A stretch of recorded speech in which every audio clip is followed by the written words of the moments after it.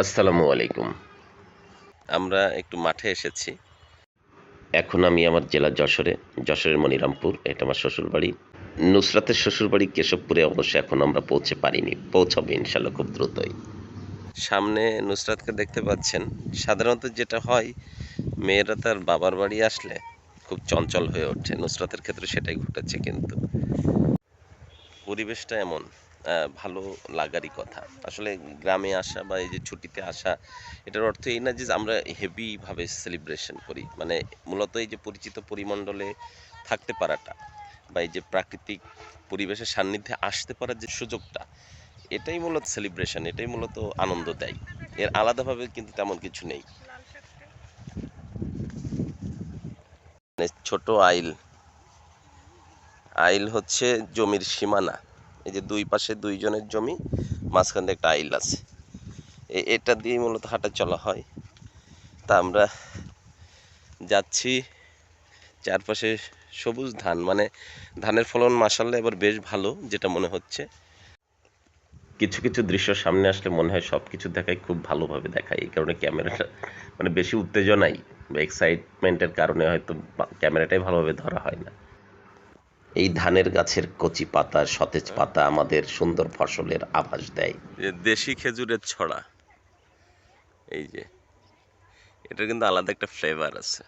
আমি আগে গাছে উঠে উঠে খেতাম, পাকা খেজুর খাওয়ার মজা আলাদা। আর এখন অবশ্য খাওয়া হয় না অনেক দিন, এটাই বাস্তবতা। তো খেজুর গাছের সাথেও শৈশব মিশে আছে। খেজুর গাছে উঠে পাকা খেজুর বেছে বেছে পাড়া, এটা দারুণ দারুণ স্মৃতিকে আসলে ফিরিয়ে আনে আমাদের মাঝে বারবার। মানে আমার জীবনে, যেহেতু আমি গ্রামে বড় হয়েছি, তো আমার জীবনের সাথে এটা খুব খুব জড়িয়ে আছে। খেজুর গাছে ঝোলানোর জন্য, মানে এটাকে বলে ভাড়, অনেক এলাকায় মানে ঠিলা বলে। এই ভাড় মূলত ঝোলানো হয় গাছে। এখানে রস পড়ে, রস থাকে, সেখান থেকে সংগ্রহ করা হয়। আর এই যে নালাটা দেখছেন, এটা মূলত ফসলের জমিতে পানি দেওয়ার জন্য করা নালা। মানে মেশিন দিয়ে পানি তোলা হয় এবং মানে নির্দিষ্ট জমিতে চলে যায়। তবে এলাকায় এগুলোকে ড্রেন বলা হয়। ভিডিওটা এমন কেউ দেখতে পারে বা কেউ কেউ দেখতে পারে যারা এই ব্যাপারগুলো জানেই না, তাদের জন্য এই ভিডিওটা স্পেশাল। ওই যে তাল গাছ, তাল গাছ এক পায়ে দাঁড়িয়ে, সব গাছ ছাড়িয়ে উঁকি মারে আকাশে। এই যে কলার ছড়া দেখা যাচ্ছে ভালোই। মাঠের নাম নাকি পুরীর মাঠ।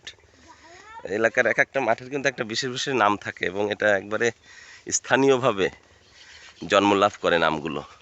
সামনেরটা হচ্ছে ঘোজের মাঠ, বন্ধের মাঠ, ঘোজের মাঠ।